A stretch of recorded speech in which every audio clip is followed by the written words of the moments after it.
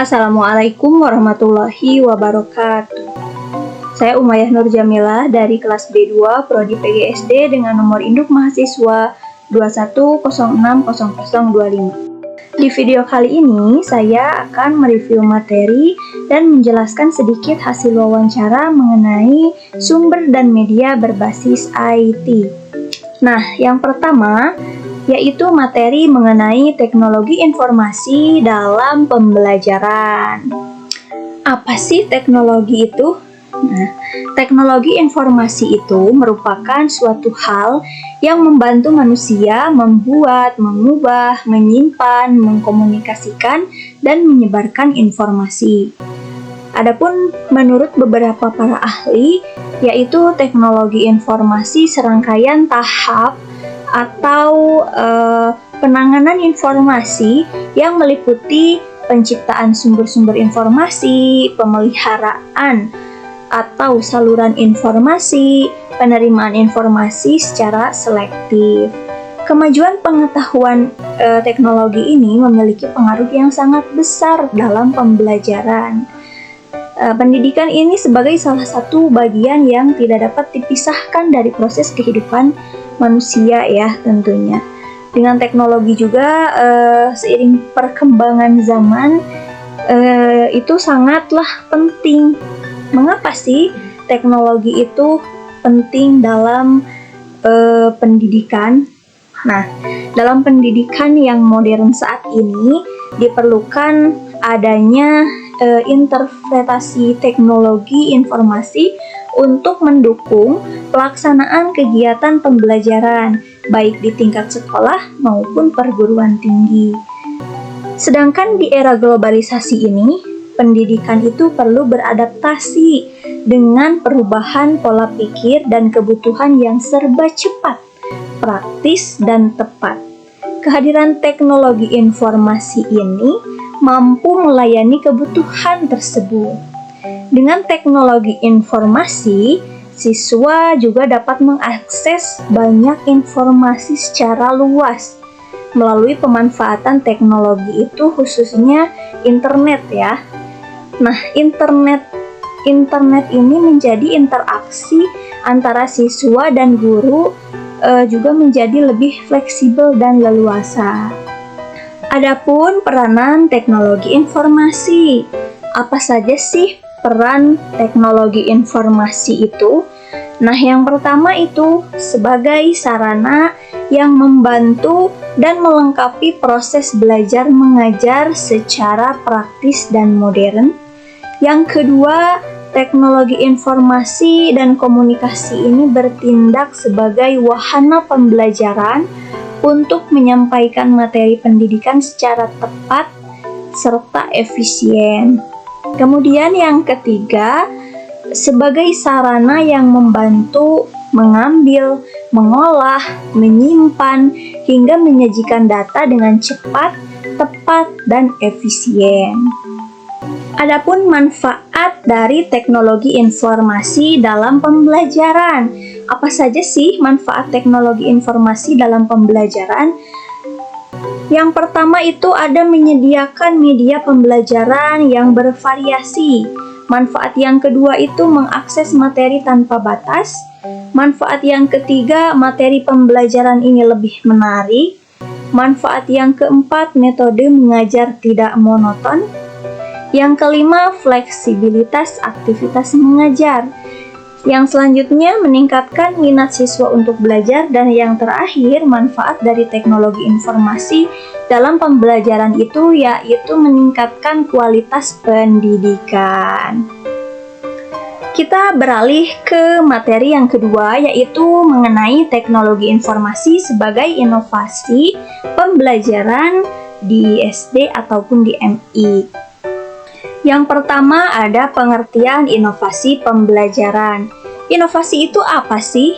Nah, inovasi pembelajaran itu merupakan sebuah upaya pembaharuan terhadap berbagai komponen yang diperlukan dalam menyampaikan materi pelajaran berupa ilmu pengetahuan dari tenaga pendidik kepada para peserta didik dengan tujuan untuk meningkatkan kualitas pendidikan yang berlangsung.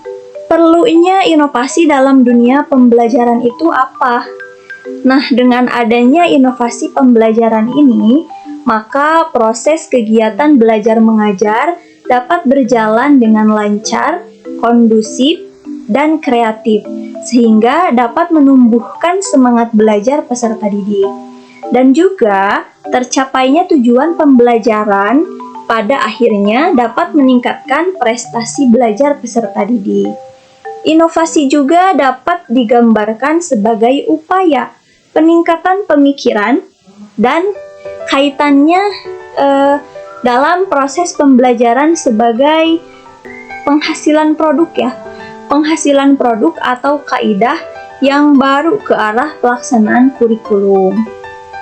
Konsep inovasi meliputi aktivitas yang melibatkan pembaharuan dan perubahan yang positif dalam pelaksanaan kurikulum dan aktivitas kurikulum yang berkaitan dengan kurikulum di perangkat sekolah tersebut. Pelaksanaan kurikulum juga merujuk pada usaha melaksanakan kurikulum melalui bahan-bahan kurikulum, teknologi pendidikan, kaidah pengajaran, dan pembelajaran dalam penilaian pembelajaran. Lalu, apa sih peran guru dalam inovasi pengembangan media pembelajaran? Adakah peran guru dalam inovasi pembelajaran? Tentunya peran guru itu ada ya dalam inovasi pembelajaran. Peran guru dalam inovasi dan pengembangan media pembelajaran sangat diperlukan karena untuk meningkatkan guru yang dikatakan sebagai pemain yang sangat berperan dalam proses belajar mengajar di kelas. Hal ini menurut Wijaya tahun 1991 disebutkan bahwa disebabkan perkembangan zaman yang terus terjadi tanpa henti dengan kurun waktu tertentu, lembaga pendidikan hendaknya tidak hanya puas dengan metode dan teknik lama yang menekankan pada metode hafalan sehingga tidak atau kurang adanya makna jika diterapkan pada masa sekarang. Perkembangan zaman yang begitu pesat saat ini membuat siswa semakin akrab dengan berbagai hal yang baru seiring dengan perkembangan dunia informasi dan komunikasi. Oleh karena itu, sangat wajar jika kondisi sekarang ini perlu diperhatikan oleh guru agar terus mengadakan pembaharuan atau inovasi tadi. Jadi sangat penting ya peran guru dalam inovasi pembelajaran ini. Materi yang ketiga yaitu tentang konsep dasar multimedia. Multimedia itu apa sih? Multi itu artinya adalah banyak, sedangkan media itu adalah alat atau sarana yang digunakan untuk menyampaikan sesuatu. Sehingga dapat diartikan bahwa multimedia itu adalah alat atau sarana yang dapat digunakan untuk menyampaikan sesuatu dengan berbagai cara. Adapun multimedia menurut beberapa ahli, saya ambil satu, yang pertama itu dari Roach tahun 1996 mengatakan bahwa multimedia itu merupakan gabungan dari video dan komputer. Adapun menurut Vaughan pada tahun 2011, multimedia merupakan gabungan elemen yang saling berhubungan di mana elemen tersebut yakni teks, gambar, audio, dan video dapat dimanipulasi dengan perangkat digital. Hakikat multimedia. Apa sih hakikat multimedia? Nah, mengacu pada kombinasi berbagai elemen media untuk menyampaikan pesan atau informasi secara lebih efektif dan menarik bukan hanya tentang menggabungkan berbagai elemen media saja, tetapi juga tentang mengintegrasikan mereka dengan cara yang koheren dan sinergis. Integrasi ini memungkinkan terciptanya pengalaman yang lebih kaya dan lebih berkesan bagi penggunanya.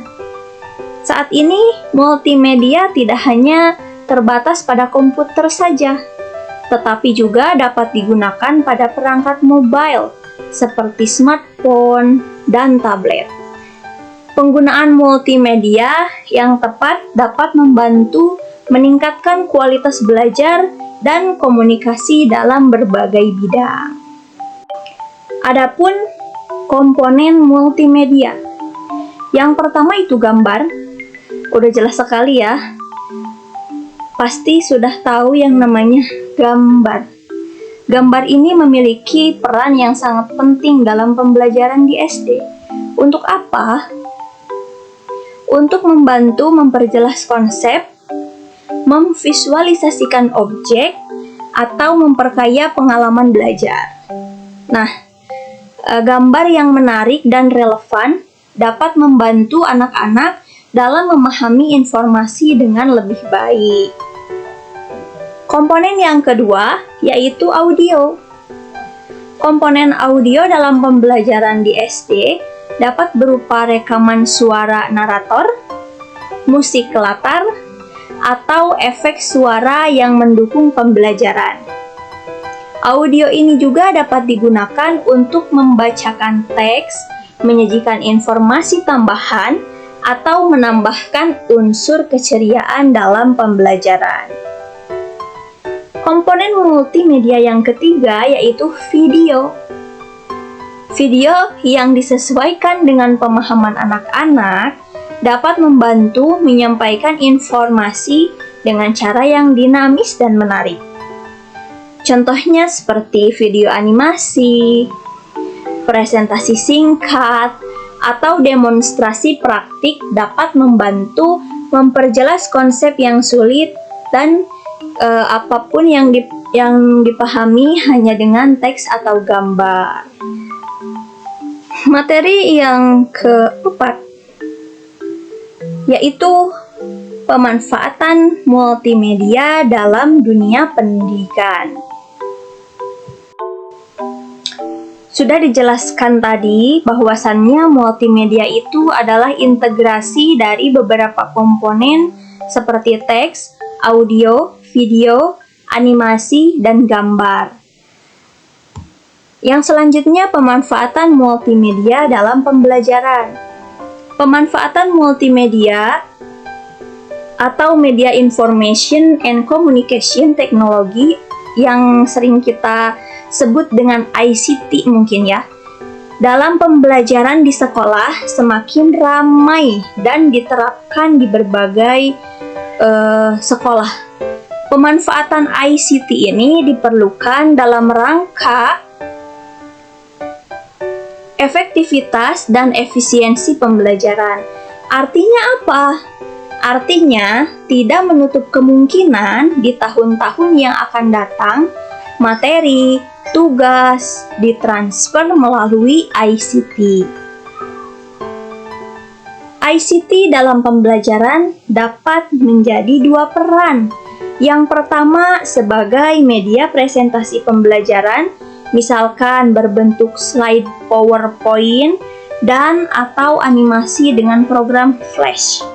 Yang kedua, sebagai media pembelajaran mandiri atau e-learning. Misal, peserta didik diberikan tugas untuk membaca atau mencari sumber dari internet, kemudian mengirimkan jawaban atau tugas tersebut, bahkan mencoba dan melakukan materi pembelajaran itu melalui ICT tadi.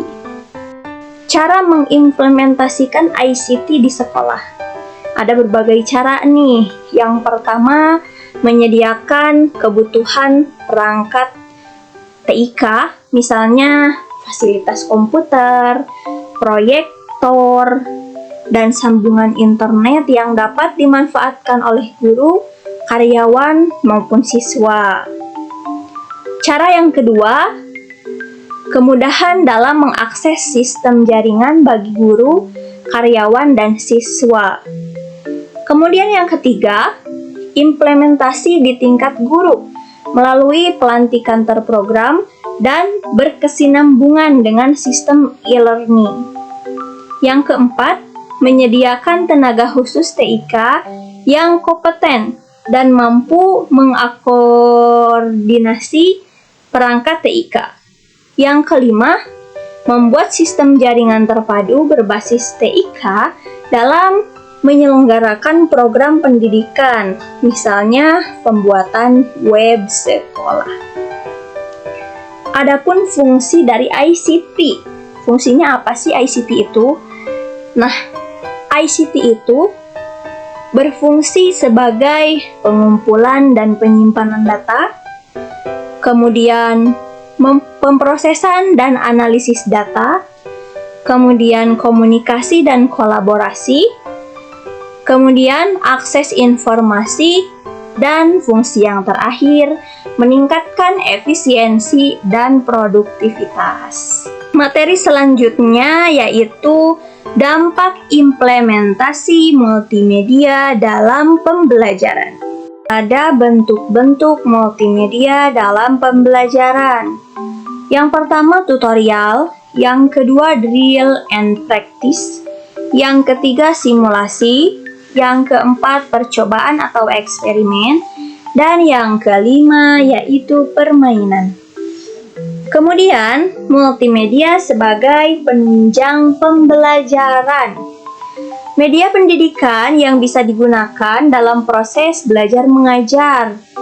Ada media grafis, kemudian ada media 3 dimensi, dan yang ketiga ada media proyeksi. Jenis teknologi ini yang paling banyak penggunanya dapat menunjang pembelajaran dalam kelas dan memiliki dampak positif terhadap pembuatan keputusan instruksional. Yang pertama, media audiovisual. Kemudian yang kedua, pembelajaran berbasis komputer berbeda dengan media audiovisual. Adapun penggunaan multimedia dalam pembelajaran. Penggunaan multimedia dalam pembelajaran juga akan mengenalkan sedini mungkin pada siswa dan teknologi. Teknologi multimedia ini dapat digunakan dalam mengembangkan computer assisted learning. Computer Assisted Learning adalah perangkat lunak pendidikan yang diakses melalui komputer dan merupakan bentuk pembelajaran yang menempatkan komputer sebagai guru. Dengan Computer Assisted Learning ini, proses belajar bisa berlangsung secara individu dan mampu mengadopsi perbedaan individu peserta didik. Kemudian, adapun pengaruh multimedia dalam pembelajaran menurut Harto Pramono, antara lain, yang pertama multi atau bentuk, yang kedua animasi, yang ketiga multi saluran sensorik, yang keempat pembelajaran non-linear, dan yang kelima interaktivitas.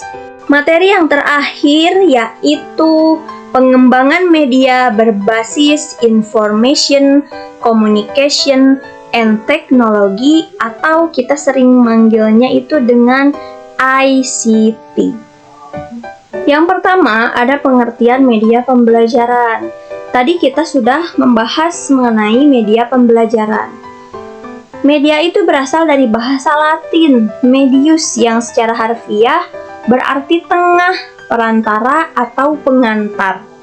Dalam bahasa Arab, media adalah perantara atau pengantar pesan dari pengirim kepada penerima pesan.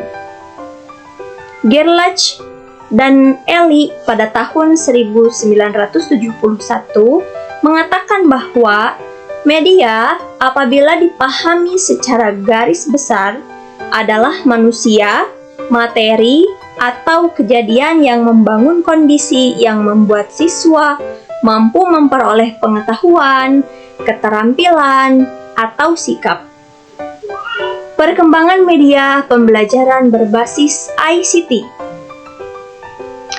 Yang pertama, pada tahun 1923, media pembelajaran berbasis ICT ini contohnya gambar, model, benda, alat, dan lain sebagainya. Sedangkan pembelajaran berbasis ICT pada tahun 1940 sampai dengan 1950 menggunakan visual education atau visual, audio, dan video recording. Pada tahun 1960, sistem approach memasuki era globalisasi sekarang, perkembangan ICT itu semakin bagus dan menyesuaikan kebutuhan pendidikan. Adapun beberapa fungsi ICT dalam pembelajaran. Nah, fungsi yang pertama itu adalah mengembangkan kualitas pembelajaran. Yang kedua, memperluas akses dalam pembelajaran dan pendidikan. Yang ketiga, mengurangi biaya pendidikan. Yang keempat, menjawab keharusan berpartisipasi dalam ICT. Dan yang terakhir, yaitu mengembangkan keterampilan ICT yang diperlukan siswa ketika bekerja dalam kehidupan nantinya. Nah, mungkin itulah sedikit review materi-materi pembelajaran yang disampaikan. Selanjutnya, kita ke hasil wawancara mengenai sumber dan media berbasis IT. Nama saya Dia Hatimah. Saya mengajar di salah satu sekolah dasar di Kecamatan Lembang, yaitu di SDN 2 Jemur. Sebelumnya, terima kasih atas waktunya telah menyempatkan untuk menjawab beberapa pertanyaan dari saya. Mungkin untuk mengefisienkan waktu ya Bu, saya mulai pertanyaan yang pertama. Bagaimana integrasi teknologi informasi dalam pembelajaran sehari-hari di kelas yang sering Ibu lakukan? Oke. Integrasi teknologi informasi. Integrasi itu kan pembauran atau perpaduan teknologi yang ada pada pembelajaran. Nah, mungkin bisa dibilang untuk penggunaan teknologi ini memang untuk saat ini memang diharuskan ya. Karena memang situasi dan kondisi anak-anak zaman sekarang itu mereka sudah mengenal teknologi. Jadi kalau misalkan kita tidak memadukan antara teknologi dan pembelajaran, mungkin bisa dibilang juga monoton ya kalau untuk zaman sekarang. Jadi itu juga bisa membuat atau anak-anak jauh lebih paham, lebih mudah memahami pembelajaran dibandingkan dengan textbook. Gitu. Kalau misalkan dengan menggunakan teknologi, mereka juga bisa lihat visualnya, penjelasannya itu. Jadi tidak hanya kita yang berbicara, tapi teknologi juga membantu lebih memberikan pemahaman. Selanjutnya yang kedua Bu, bagaimana cara memilih dan mengevaluasi sumber daya digital untuk digunakan dalam pembelajaran di kelas? Oke, kalau untuk pemilihan, kita lihat dulu dari materi apa yang kita ajarkan. Kalau misalkan materinya kita di hari itu, atau misalkan pada saat itu kita, untuk saat ini, misalkan di saya masih tematik, misalkan itu tentang adab misalkan, atau etika. Berarti kita harus memilih teknologi atau visual atau video atau apapun itu yang memang disesuaikan dengan pembelajaran hari itu. Jadi sesuai dengan pembelajaran yang akan dilakukan. Iya, pemilihan itu. Lanjut ya Bu, yang ketiga, bagaimana cara merencanakan dan menyusun materi pembelajaran yang memanfaatkan sumber dan media berbasis IT? Oke, kalau untuk menyusun, merencanakan, kita dari awal mungkin kita kalau di sekolah sudah ada yang namanya RPP ya. Nah, lewat RPP kita di dalamnya tersusun dari mulai materinya apa, kemudian rancangannya seperti apa, kemudian susunannya mau dijelaskan dari mana dulu, berkelompok atau tidak, dan kemudian pemilihan medianya pun kita sesuaikan dengan apa yang kita gunakan di RPP tersebut. Balik lagi sesuai dengan materi apa yang diajarkan di bab tersebut misalnya gitu. Kalau misalkan dari media yang berbasis IT-nya tuh biasanya kan kalau RPP itu dipegang sama gurunya tersendiri. Nah, untuk untuk menyampaikan gitu ke anak muridnya melalui media pembelajaran yang berbasis IT ini seperti apa Bu contohnya? Apakah menggunakan aplikasi lain atau Kalau untuk teknologi sekarang banyak ya. Ada dari kalau zaman dulu mungkin ada juga yang masih digunakan kayak PowerPoint. Kita bisa juga menggunakan video yang kita ambil dari internet, dari YouTube, kemudian audio juga bisa. Ada juga yang sekarang mungkin lebih canggih itu adalah penggunaan Canva ya. Itu sudah mulai kerjasama dengan dinas pendidikan dan sebagainya. Jadi kita boleh menggunakan Canva itu secara gratis ya. ada platform gratis ya? Iya. Memudahkan bagi para guru yang mungkin masih awam terhadap teknologi informasi. Ya, selanjutnya Bu, pertanyaan yang kelima, bagaimana cara memastikan bahwa penggunaan teknologi informasi dalam pembelajaran mengakomodasi kebutuhan siswa dengan kebutuhan khusus Bu? Misalkan di suatu sekolah, satu kelas itu ada anak yang memang berkebutuhan khusus gitu. Nah, bagaimana cara memastikan penggunaan teknologi informasinya? Mungkin sebagian sekolah ada yang memiliki siswa kebutuhan khusus, ada juga yang tidak ya. Tapi kalau misalkan tidak memiliki, kita memberikan pembelajaran dengan menggunakan media teknologi ini, otomatis kita harus bisa menyesuaikan dengan kebutuhan anak tersebut. Kalau misalkan kita pasti membuat yang secara umum ya, tapi misalkan ada satu orang anak yang memiliki kekurangan dalam hal daya tangkap atau misalkan dalam hal berbicara, dalam hal lainnya, itu otomatis mau tidak mau kita juga harus menyediakan khusus untuk anak tersebut, tergantung dengan kebutuhannya.